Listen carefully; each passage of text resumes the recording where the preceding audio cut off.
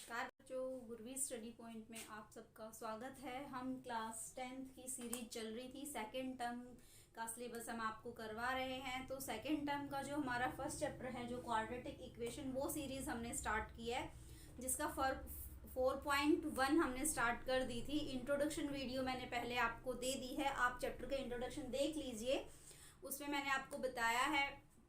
अब हमने last video में 4.1 स्टार्ट किया था, जिसका क्वेश्चन नंबर 1 मैंने कंप्लीट करा दिया है। तो आज हम क्वेश्चन नंबर 2 की तरफ चलते हैं। चलिए क्वेश्चन नंबर 2 देखिए आपका क्या है। क्वेश्चन नंबर 2 में क्या कहते हैं कि represent the following situations in the form of a quadratic equation. हमें कुछ नीचे सिचुएशन दी गई है, उनको देखते हुए जो जो सिचुएशन हमें बताई गई है उसके अकॉर्डिंग हमें एक क्वाड्रेटिक इक्वेशन बनानी है। हमें क्वाड्रेटिक इक्वेशन को सॉल्व नहीं करना, हमें सिचुएशन को पढ़ के और एक क्वाड्रेटिक इक्वेशन बनानी है। क्लियर है? चलिए तो हम इसका जो फर्स्ट पार्ट है वो देखते हैं। हमारा फर्स्ट पार्ट क्या है? फर्स्ट पार्ट है हमारा, the area of a rectangular plot is 528। जो फर्स्ट पार्ट है वो देखते हैं हमें। The area of a rectangular plot is 528। हमें दिया हुआ है एरिया। मैं आपको बताती हूँ जो हमें क्वेश्चन में गिवन है, मैं वहां वो लिखती हूँ पहले कि हमें क्वेश्चन में गिवन क्या है। हमें एरिया दिया हुआ है 528 मीटर स्क्वायर, 528 मीटर स्क्वायर, ये हमें एरिया गिवन है। फिर हमें क्वेश्चन क्या बोलता है, the length of the plot in metre is 1 more than twice its breadth. जो हमारे प्लॉट की लेंथ है वो क्या है, जो हमारे प्लॉट की लेंथ है वो ब्रेड्थ की ट्वाइस है, मींस ब्रेड्थ की डबल है। और साथ में कहता है मोर देन 1, डबल से एक ज्यादा। मानिए आप एक सिंपल लैंग्वेज में समझिए, जैसे कि ये हमें क्वेश्चन बता रहा है कि हमारा प्लॉट है, उसकी लेंथ है और ब्रेड्थ है।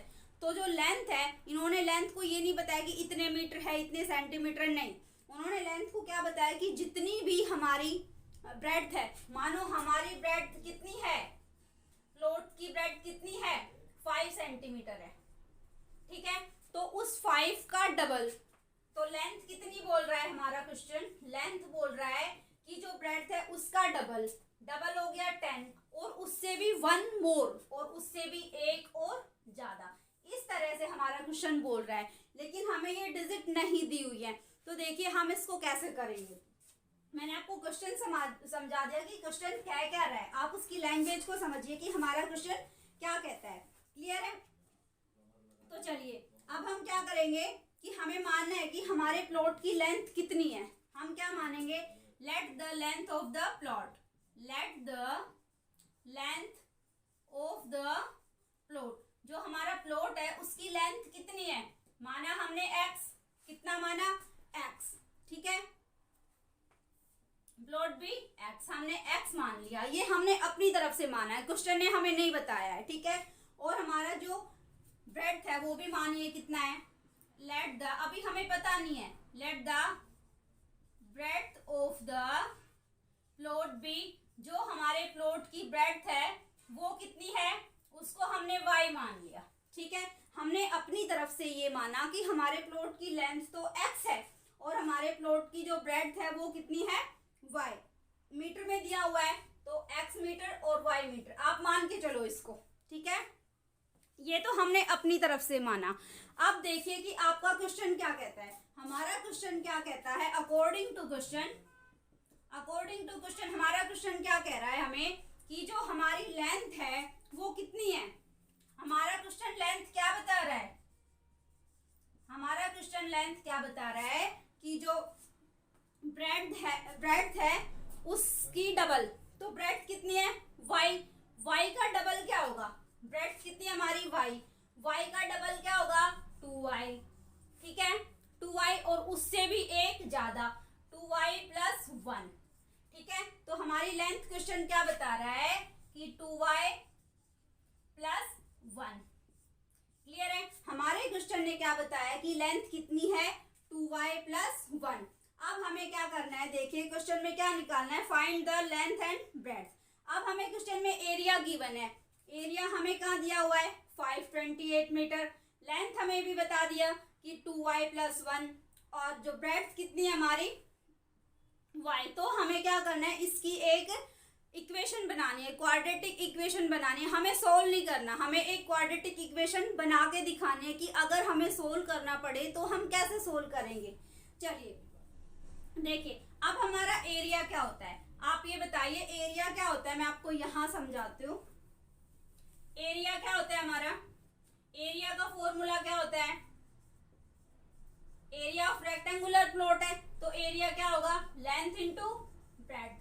हमारे पास लेंथ है, लेंथ कितनी है, एरिया देखिए लेंथ कितनी है 2y प्लस 1 और ब्रेड्थ कितनी है हमारे पास y, b कितना है y, ये लेंथ और ये breadth is equal to area. Area कितना गिवन है 528, एरिया कितना गिवन है हमारा 528। क्लियर है यहाँ तक। 2y plus 1 y is equal to 528। ये हमारी क्या है, ये हमारी लेंथ है, ये हमारी क्या है ब्रेड्थ है। ठीक है, ये हमें क्वेश्चन ने बताया है। अब आगे हमें इसको सोल्व करना है। लेंथ इंटू ब्रेड्थ हमें दे दिया, ये रहा लेंथ ये रहा ब्रेड्थ, दोनों को क्या करेंगे मल्टीप्लाई, दोनों को मल्टीप्लाई करेंगे तब हमारे पास एरिया आएगा। चलिए कीजिए, लेंथ है 2y प्लस 1 एंड ब्रेड्थ कितनी है हमारी multiply y is equal to area है 528। मल्टीप्लाई का साइन है, दो ब्रैकेट है हमारे पास, 2y को y से मल्टीप्लाई कीजिए कितना आएगा 2y स्क्वायर। ठीक है, प्लस अब यहाँ देखिए 1 को किससे मल्टीप्लाई करेंगे y से मल्टीप्लाई करेंगे, 1 को हम y से मल्टीप्लाई करेंगे तो कितना आएगा y इक्वल टू 528। ठीक है, ये हमारे पास ऐसे इक्वेशन बन रही है। तो मैंने आपको लास्ट वीडियो में क्या बताया था कि हम इक्वेशन कैसे बनाते हैं, कैसे क्वाड्रेटिक इक्वेशन बनाते हैं। आपके इक्वल टू के इधर कोई भी कांस्टेंट नंबर है तो हम इसको स्टैंडर्ड फॉर्म में लिखेंगे। स्टैंडर्ड फॉर्म हमारी क्या होती है ax square plus bx plus c is equal to 0। हमें इसको इस फॉर्म में लिखना है। क्लियर है यहाँ तक। इसको किस फॉर्म में लिखना है, इस फॉर्म में। तो इस फॉर्म में कैसे लिखेंगे 2y square plus y minus 528, 2y minus 528 is equal to 0। Clear है, ये हमने क्या बना दिए इक्वेशन। ठीक है, चलिए 2y square plus y minus 528 is equal to 0। क्या यहाँ तक क्लियर है। लेंथ हमारी क्या थी x थी। मैं फिर आपको बता देती हूँ एक बार। देखिए हमने लेंथ क्या माना था x, ब्रेड्थ क्या माना था y। ठीक है, क्वेश्चन में हमें क्या बोला गया कि हमारी लेंथ कितनी है, जो ब्रेड्थ है उससे डबल। तो कितनी, ब्रेड्थ से डबल कितनी होगी 2y और उससे भी एक ज्यादा 2y प्लस 1। तो हमारा x जो था, x की जगह पे हमें क्या पुट करना है 2y प्लस 1। ये हमने पुट किया, y तो y ही है, ब्रेड तो कितनी है y ही। तो इससे ये हमारी इक्वेशन बन गई। तो हमारे इस क्वेश्चन को सोल्व करने के लिए हमारी रिक्वायर्ड जो क्वाड्रेटिक इक्वेशन है वो क्या है 2y square plus y minus 528 is equal to 0। Clear है यहाँ तक। ये आपका आंसर है। आपको इसको सोल्व नहीं करना, आपको सिर्फ ये बताना है कि हमारी क्वाड्रेटिक इक्वेशन कौन सी बनती है। हमें क्वेश्चन में यही बोला गया है कि हमें एक इक्वेशन बनानी है, तो हमने इक्वेशन को बना दिया। चलिए यहाँ तक क्लियर है, तो हम नेक्स्ट क्वेश्चन पे चलते हैं। पार्ट टू देखिए, आप पार्ट 2 देखिए। पार्ट 2 में क्या है, पार्ट 2 कहता है कि the product of to consecutive positive integer, the product of to consecutive positive integer. Product बताया हुआ है कि दो कंसेक्यूटिव पॉजिटिव इंटीजर्स का प्रोडक्ट है 306। ठीक है, मैं लिख देती हूँ यहाँ पे। क्वेश्चन में हमें क्या बोला गया है कि product of to consecutive integer consecutive positive integer बोला हुआ है, consecutive positive integer, positive integer हमें गिवन है, पॉजिटिव इंटीजर कितना दिया हुआ है 306, क्लियर है। और हमसे पूछा क्या है, we need to find the integer, हमें वो इंटीजर बताने। इन्होंने यहाँ तो बोल दिया कि कोई दो कंसेक्यूटिव पॉजिटिव इंटीजर है जिनका प्रोडक्ट है 306, तो हमें ये बताना है कि वो कंसेक्यूटिव इंटीजर कौन से होंगे। तो उसके लिए हमें क्या करना पड़ेगा, पहले एक क्वाड्रेटिक इक्वेशन बनानी पड़ेगी। तो देखिए मैं आपको क्वेश्चन के कुछ वर्ड्स, आप इन वर्ड्स को लेके चलिए। क्या दिया हुआ है हमें क्वेश्चन में, पहले दिया हुआ है कंसेक्यूटिव, तो आपको ये पता होना चाहिए कि कंसेक्यूटिव क्या होता है और पॉजिटिव इंटीजर क्या होता है। तो सबसे पहले हम लेके चलते हैं पॉजिटिव इंटीजर्स। पॉजिटिव इंटीजर्स क्या होते हैं, 1 2 3 4 5 6 7 8 9 10 हमारे जो चलते गए वो इंटीजर्स हो गए। जो भी नंबर हमारे चलते गए वो क्या हो गए, इंटीजर। और बोला है पॉजिटिव इंटीजर, पॉजिटिव मीन्स +1 +2 +3 +4, ठीक है। किसका वो नंबर किसके होने चाहिए, प्लस के नंबर होने चाहिए, क्लियर है ये चीज। अब देखिए नेक्स्ट वर्ड हमारा क्या है, कंसेक्यूटिव। कंसेक्यूटिव क्या होता है, कंसेक्यूटिव होता है कंटिन्यू। क्या होता है कंसेक्यूटिव, कंटिन्यू। जैसे कि हमारा एक नंबर है 3, मानो हमने कोई भी एक नंबर 3 है, तो कंसेक्यूटिव में नेक्स्ट नंबर क्या होगा 3 + 1, आगे वाला क्या होगा 3 + 2, फिर 3 + 3, क्या हो रहा है 1 1 ऐड हो रहा है। तो इनको देखिए 3 + 1 क्या हुआ 4, 3 + 2 क्या हुआ 5 एंड 3 + 3 क्या हुआ 6। कंटिन्यू है, 4 के बाद 5, फिर 6, फिर 7, फिर 8, फिर 9। इस तरह से जो नंबर है उनको क्या कहते हैं, कंसेक्यूटिव इंटीजर्स। तो देखिए हमारा क्वेश्चन क्या कहता है, हम अपने क्वेश्चन के अकॉर्डिंग चलते हैं। हमारा क्वेश्चन क्या कह रहा है कि कोई भी हमारे पास दो कंसेक्यूटिव नंबर है, तो मान लीजिए आप, let the 2 consecutive integer be, हमने माना लेट द 2 consecutive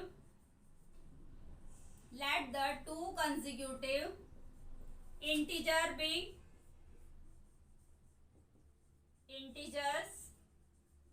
दो कंसेक्यूटिव इंटीजर्स हैं, कौन से, एक क्या होगा x। अभी मैंने बताया कंसेक्यूटिव इंटीजर्स क्या होते हैं, कंटिन्यू। तो x के बाद नेक्स्ट क्या होगा x + 1, नेक्स्ट क्या होगा x + 1। एक को हमने x माना, दूसरा कंसेक्यूटिव इंटीजर क्या हो गया x + 1, क्लियर है। अब क्वेश्चन हमें क्या कह रहा है कि ये दो कंसेक्यूटिव इंटीजर तो हमें पता चल गया, अब इन दो का प्रोडक्ट हमें क्वेश्चन बता रहा है कि इन दो का प्रोडक्ट है क्या।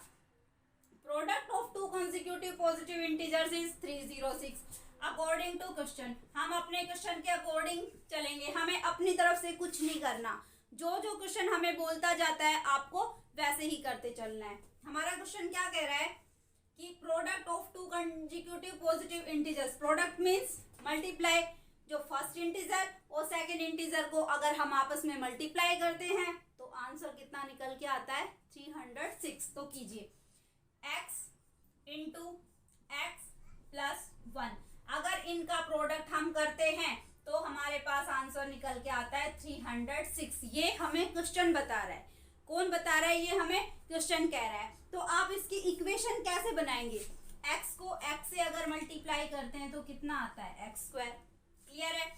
किसका साइन है फिर प्लस का। x को अगर 1 से मल्टीप्लाई करते हैं तो कितना आता है +1 = 306, क्लियर है यहाँ तक। अब हमें इसको क्या करना है, स्टैंडर्ड फॉर्म में लिखना है। इसको हमें कैसे लिखना है, स्टैंडर्ड फॉर्म में लिखना है। स्टैंडर्ड फॉर्म क्या बताई थी मैंने, ax² + bx + c = 0। तो ये x² तो हमारे पास है, x² + x। अब देखिए = के उधर है 306, इसको हम क्या करेंगे, लेफ्ट हैंड साइड लेके आएंगे, ब्रैकेट के इधर लाएंगे तो साइन चेंज हो जाएगा 306। हम इधर ले आए तो ब्रैकेट के दूसरी साइड क्या बच गया 0 0, क्लियर है। x² + x - 306, ये हमारे क्वेश्चन के लिए रिक्वायर्ड क्वाड्रेटिक इक्वेशन बन गई। क्लियर है? ये हमारे क्वेश्चन के लिए रिक्वायर्ड क्या है? Quadratic equation. हमें सिर्फ इतना ही बताना था। ठीक है, हमें क्या बताना था कि हमारी इक्वेशन कौन सी बनेगी? X square plus X minus 306 is equal to 0। यहाँ तक क्लियर है? तो हम नेक्स्ट क्वेश्चन की तरफ बढ़ते हैं। ठीक है, चलिए हमारा नेक्स्ट क्वेश्चन क्या है आप देखिए, पार्ट 3। ये आपका एनसीईआरटी की जो बुक है उसका 4.1 है।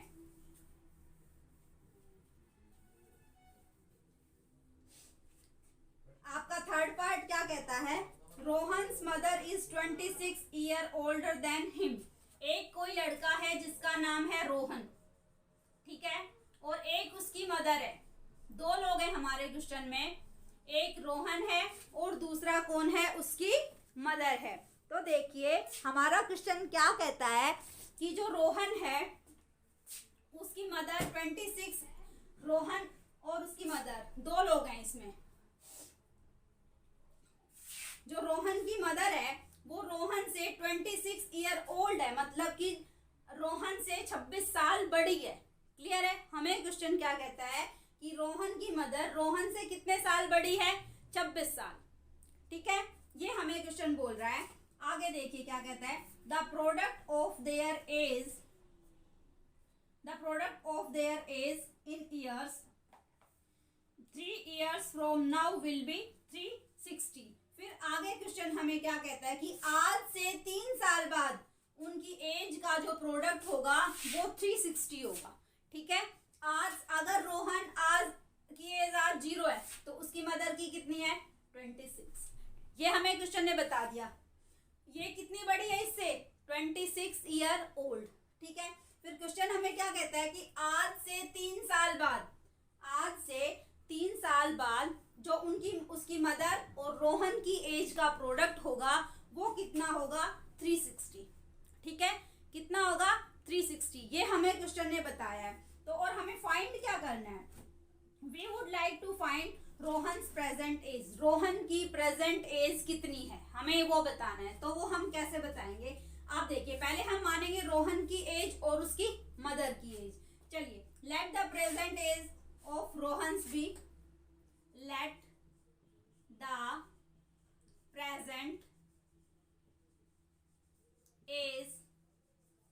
let the present age of Rohan be, Rohan की एज कितनी है? x। ठीक है, उसकी मदर की कितनी है? let the, जो हमें फाइंड करना है, देखिए आप एक चीज ध्यान देइए, जो हमें क्वेश्चन में फाइंड करना है उसी को आपको लेट रखना है, उसी को मानना है। हमें उसकी मदर की एज और रोहन की एज फाइंड करना था, तो हमने क्या माना? रोहन की एज को x मान लिया और उसकी मदर की एज को क्या माना हमने? y। ठीक है, उसकी मदर की एज क्या है वो हमें क्वेश्चन बता रहा है। Let the present age of Rohan's, present age of mother, mother की एज कितनी है हमें अभी ये बताना है। मदर की एज हमारी कितनी है? रोहन की अगर x है तो उसकी मदर की कितनी होगी? उसकी मदर तो रोहन से 26 ईयर ओल्ड है, तो कितनी? x plus 26। क्लियर है? 26 साल ज्यादा। अब देखिए आप इसको नंबर में मानिए। माना रोहन की एज कितनी है? 1। रोहन कितना है?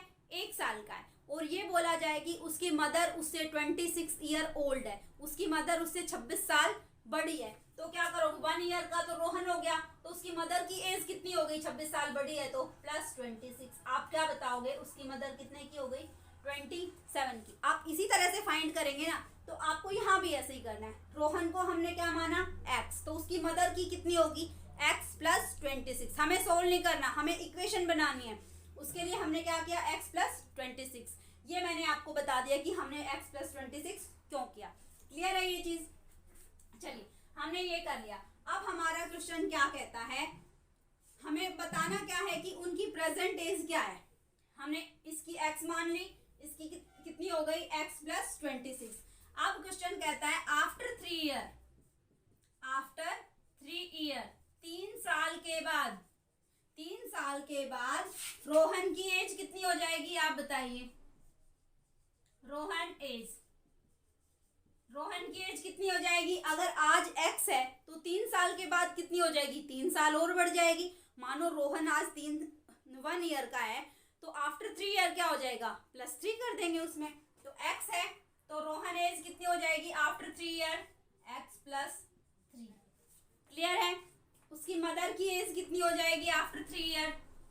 3 ईयर के बाद मदर एज कितनी हो जाएगी? अगर रोहन की एज बढ़ेगी तो उसकी मदर की एज भी बढ़ेगी या नहीं बढ़ेगी? मदर की एज कितनी हो जाएगी? 26 + 3 मतलब 29। तो x + 29। ठीक है, कितनी हो जाएगी उसकी मदर की एज? x + 29। ये तो रोहन की थी इतनी और 29 क्यों लिखा? देखो उसकी मदर पहले कितने ईयर की थी? 26 की। तो अब 3 ईयर और बढ़ा तो 29। x + 29। क्लियर है यहाँ तक?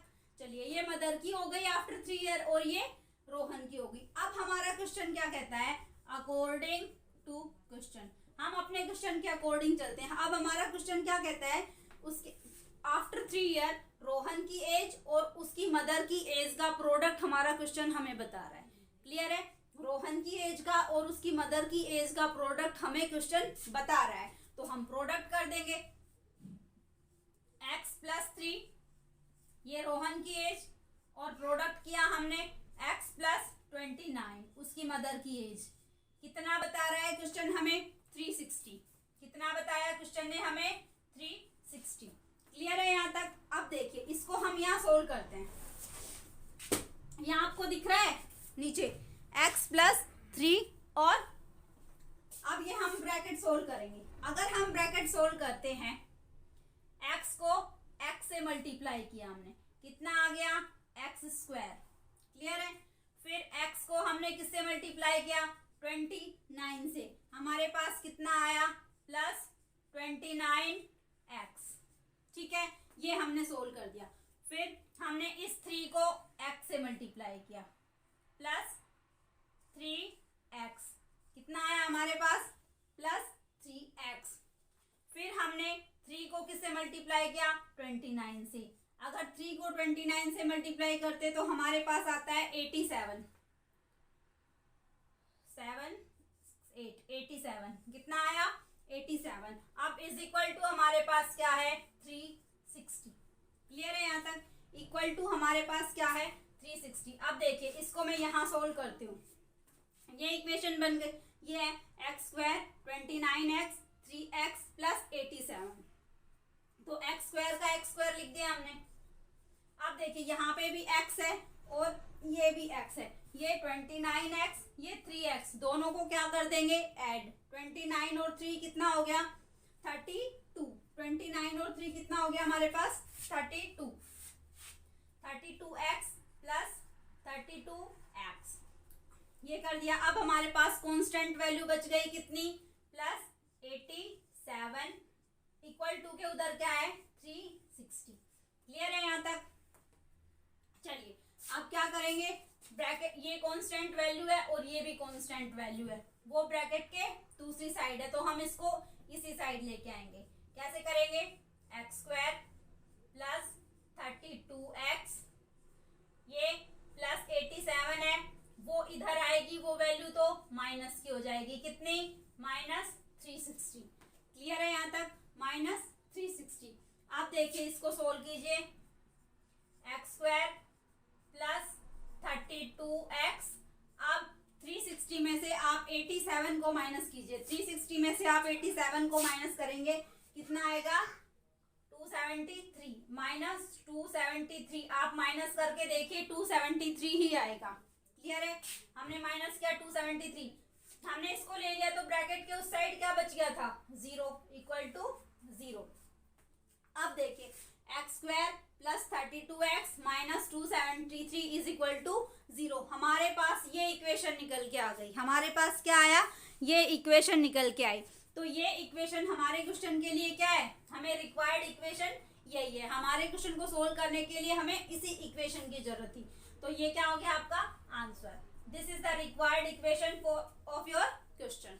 ठीक है, हमारे क्वेश्चन के लिए रिक्वायर्ड इक्वेशन कौन सी है? x² + 32x - 273। क्लियर है यहाँ तक? चलिए यहाँ तक अगर क्लियर है तो हम नेक्स्ट पार्ट की तरफ चलते हैं। ये हमारा था थर्ड पार्ट। कौन सा था ये हमारा? Third part. चलिए अब हम करते हैं फोर्थ पार्ट। आप फोर्थ पार्ट को थोड़ा सा ध्यान दीजिए, इनसे डिफरेंट है वो।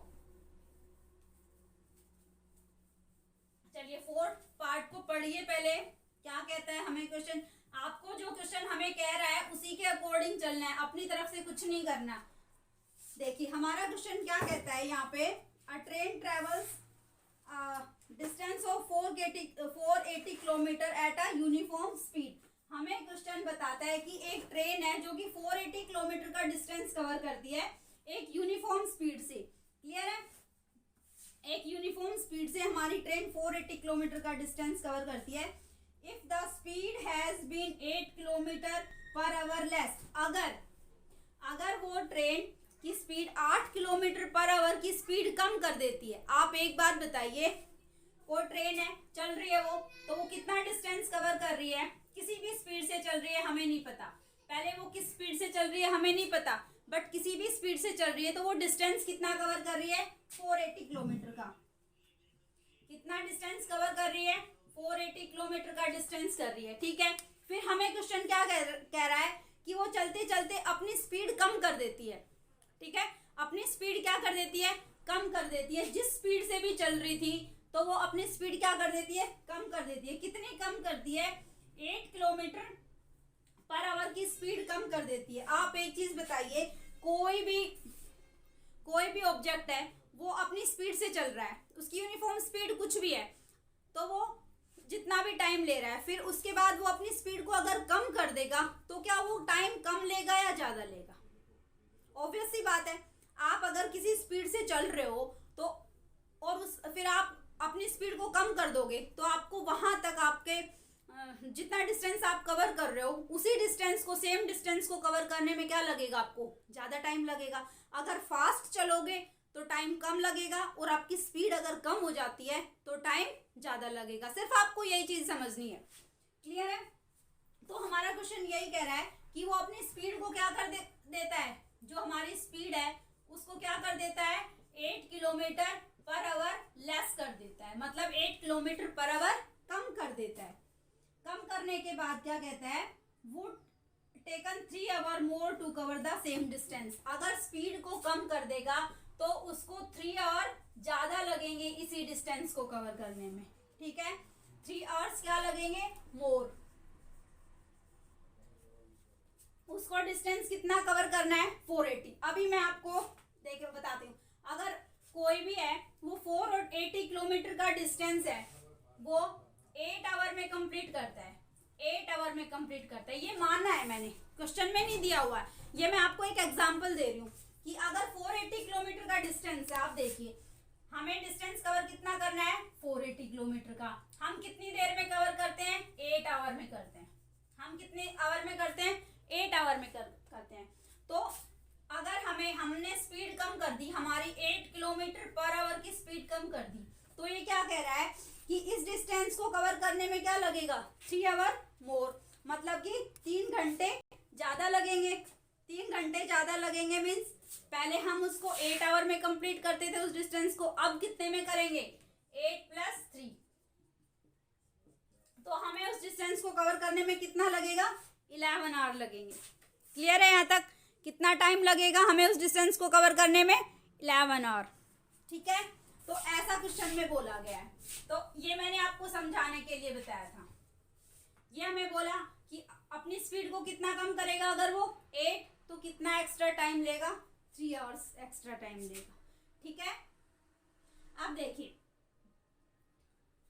एक तो हमारे क्वेश्चन में ये स्पीड दी हुई है कि वो यूनिफॉर्म स्पीड है जिससे कि वो पहले चल रहा था। फिर दूसरी स्पीड क्या कहता है वो कि उसने 8 किलोमीटर कम कर दी, वो वाली स्पीड है। तो हमें स्पीड फाइंड करनी है जिससे कि ट्रेन 480 किलोमीटर का डिस्टेंस 480 किलोमीटर का डिस्टेंस कवर करेगी तो 3 आवर ज्यादा लगेंगे। तो देखिए हम अकॉर्डिंग टू क्वेश्चन, हमारे क्वेश्चन के अकॉर्डिंग चलते हैं। Let the uniform speed be, let the, हमें तो इक्वेशन बनानी है यूनिफॉर्म, इसको मैं रफ कर देती हूँ थोड़ा, आप देखिए क्वेश्चन को स्टार्टिंग से देखिए। Let the uniform speed be, let the uniform speed कौन सी है? जिस स्पीड से पहले वो ट्रेन चल रही थी, जो भी ऑब्जेक्ट था हमारा जो वो पहले चल रहा था, वो यूनिफॉर्म स्पीड है। यूनिफॉर्म स्पीड कितनी है? मानो x, वो x स्पीड से चल रहा था, हमें नहीं पता क्या थी, तो डिस्टेंस कितना कवर कर रहा था? यूनिफॉर्म स्पीड से चलने से डिस्टेंस कितना कवर कर रहा था? 480। क्लियर है यहाँ तक? तो उसको टाइम कितना लगेगा? टाइम का फॉर्मूला क्या होता है? टाइम डिस्टेंस अपॉन में स्पीड। तो आप जो टाइम का फॉर्मूला वो पुट कर दो, कितना टाइम लगेगा? डिस्टेंस अपॉन में स्पीड। क्लियर है? हमारे पास देखिए डिस्टेंस कितना है? 480। टाइम कितना लगा हमें? x। Late the uniform speed x। हमें क्या निकालना है? Find the speed of the train. हाँ, तो हमारे पास टाइम निकालना है, तो स्पीड कितनी है? x। क्लियर है? टाइम हमें निकालना है, डिस्टेंस कितना है? 480। स्पीड कितनी मानी थी हमने? x। ठीक है, अब क्वेश्चन हमें क्या कहता है सेकंड केस में? ये तो हमें बता दिया कि फर्स्ट केस ऐसा है। अब हमें सेकंड केस में क्वेश्चन क्या कहता है कि अगर जो ये स्पीड है ये 8 किलोमीटर पर आवर कम हो जाए तो? क्वेश्चन ने हमें बोला जिस स्पीड से पहले आप चल रहे हो वो स्पीड 8 किलोमीटर पर आवर कम हो जाए तो क्या होगा? तो आप देखिए, तो आप कैसे लिखोगे अभी कि स्पीड इज इक्वल टू, अब हमारी स्पीड क्या कह रहा है क्वेश्चन में? स्पीड कितनी हो जाएगी? x माइनस 8, पहले x थी वो अब क्या बोला है कि 8 किलोमीटर पर आवर कम हो जाए, तो x minus 8 kilometre per our. ठीक है, ये तो आपको पता है। स्पीड हमारी क्या कर दी? क्वेश्चन ने क्या बोल दिया? हमें कम कर दी। तो आप एक बार बताइए, अगर हमारी स्पीड कम कर दी तो हमें डिस्टेंस को कवर करने में कम टाइम लगेगा या ज्यादा? कम स्पीड से चलेंगे तो टाइम क्या लगेगा? ज्यादा लगेगा। तो चलिए टाइम कैसे निकालेंगे हम? टाइम हमारा कितना लगेगा? टाइम कैसे निकालते हैं? डिस्टेंस कितना है?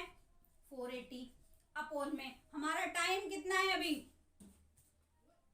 480 प्लस x। अब क्वेश्चन क्या कह रहा है कि हमें कितना टाइम ज्यादा लग रहा है? 3 hour more to cover the distance. कितना टाइम ज्यादा लग रहा है? 3 घंटे ज्यादा लग रहे हैं। तो 3 घंटे ज्यादा लग रहे हैं तो प्लस 3, ये हमें 3 घंटे क्या लग रहे हैं? ज्यादा। पहले टाइम कितना लगता था? 480 अपॉन में x। पहले इतना टाइम लगता था, अब कितना लग रहा है? उसमें 3 और प्लस कर दो। ठीक है, क्वेश्चन हमें ये चीज बता रहा है, तो हमने यहाँ पे यही लिखा है कि अब हमें टाइम कितना लग रहा है?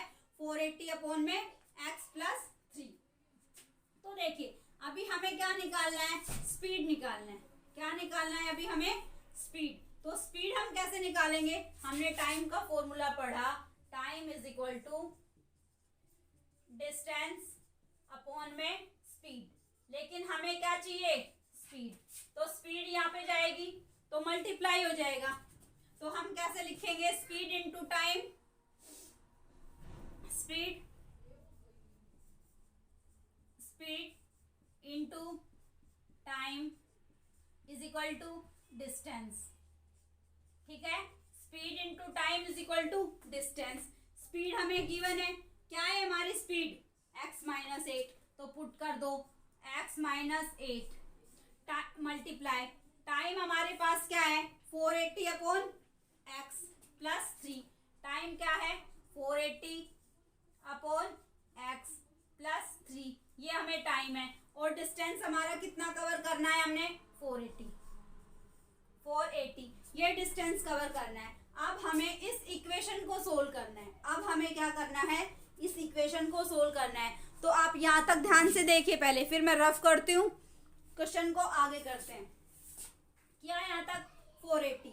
अब देखिए ये दोनों, इन दोनों को क्या करना है, मल्टीप्लाई। मैं यहाँ कर देती हूँ, इनको मल्टीप्लाई करेंगे। x को अगर हम 480 से मल्टीप्लाई करेंगे, x को 480 से मल्टीप्लाई करेंगे तो कितना आएगा हमारे पास, 480x अपॉन में x। ठीक है, 480x अपॉन में x। x को अगर हम 3 से मल्टीप्लाई करेंगे तो कितना आएगा, x को 3 से मल्टीप्लाई करेंगे तो प्लस 3x। क्लियर है, इसको हमने कर दिया। अब देखिए हमारे पास क्या बचता है, 8। अब हम 8 को मल्टीप्लाई करते हैं 480 से। 8 को किससे मल्टीप्लाई करते हैं, 480 से। 8 को 480 से मल्टीप्लाई करेंगे तो हमारे पास क्या आता है, माइनस का साइन है, -3840। आप 480 मल्टीप्लाई बाय 8 करके देखिए, 480 मल्टीप्लाई बाय 8, 3840 कितना आएगा, 3840। क्लियर है, ये हमने किया। यहाँ पे इसके नीचे क्या है, x, तो यहाँ पे हमने लिख दिया x। अब हमें 8 को किससे मल्टीप्लाई करना है, 3 से। माइनस का साइन है, -8 3 जा 24। क्लियर है, हो गई। अब इक्वल टू में उधर क्या है, 480, इक्वल टू के उधर क्या है, 480। ठीक है, हमने ये मल्टीप्लाई किया। अब हमें इसको सोल्व करना है, हमें इसको सोल्व करके एक इक्वेशन बनानी है। तो अब आप क्या करेंगे, 480 अपॉन x है, यहाँ देखिए 480 अपॉन x है, ऊपर भी x है नीचे भी, मतलब न्यूमरेटर में भी सेम है और डिनोमिनेटर में भी। तो हम इनको कट कर देंगे, कट कर दिया हमने, तो ये हमारे पास क्या बच गया, 480। 480 मीन्स एक कांस्टेंट टर्म, क्या बची हमारे पास, कांस्टेंट वैल्यू बच गई। अब देखिए ये भी कांस्टेंट वैल्यू है, तो हमारे पास अब यहाँ पे भी ऊपर कांस्टेंट वैल्यू है 3840 भी। तो देखिए अभी हमारे पास क्या आएगा, ये दोनों है, इन दोनों का हम क्या, इसके नीचे क्या है, देखिए यहाँ पे x है और यहाँ पे कुछ नहीं है तो हम मान लेते हैं 1 है।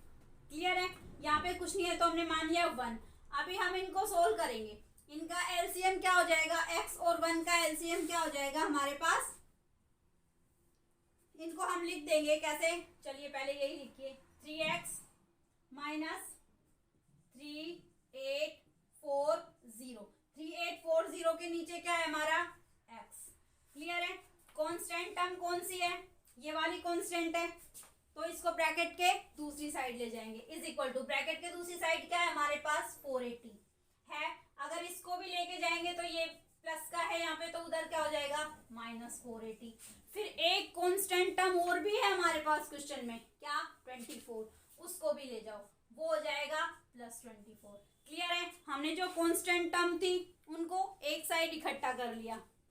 अब हम इसको सोल्व करते हैं, इसको आप सोल्व करोगे तो ये यहाँ पे है 1, ये x है, तो x तो हमारा एलसीएम हो गया, तो ये क्या हो जाएगा, 3x² माइनस 3840। ठीक है, 3x² माइनस 3840, यहाँ पे एलसीएम था तो x आ गया। अब देखिए ब्रैकेट के उधर सोल्व कीजिए, ये 480 प्लस का है, ये 480 माइनस का है, कट गया।